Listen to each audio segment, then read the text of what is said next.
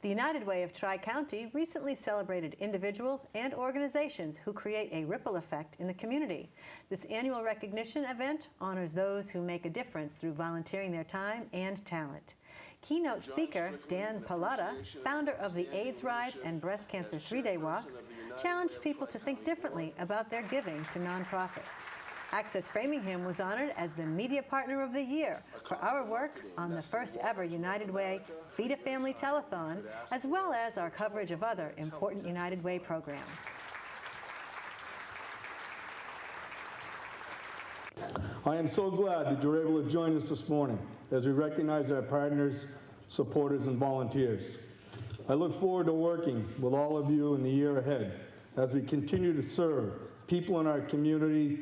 We are grateful for all of your support, and I urge you to come with each of us as we toss pebbles of change into the pond of life, creating a ripple effect for those in need.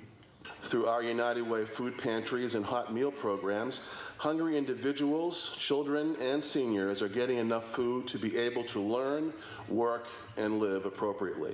As some of you know, my full-time job is with the Bose Corporation, and our company supports the United Way because it helps thousands of our neighbors and friends in the Metro West 495 corridor.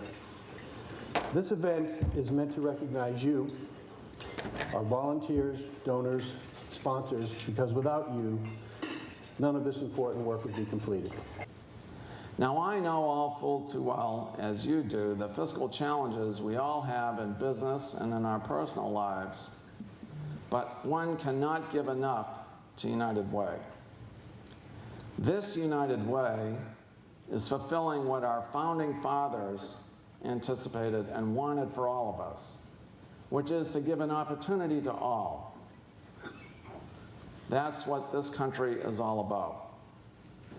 I have a ribbon on the cover of my book Uncharitable, and it's I bought this piece of linen at a store in Hollywood, and I tore it apart by the threads, and I found an oil stain on the street, and I ground it in with my shoe until it became for me a symbol of the desecration of our dreams on the altar of appearances, on the altar of measures and metrics and looking good. And I think that more than investing in fundraising, even more than changing the way people think about these things, our nonprofit organizations need to return, and we need to encourage them to return to the wild-eyed, Kennedy-like dreams that got them into this work in the first place, when people felt young and powerful and more powerful than the problems that confront us.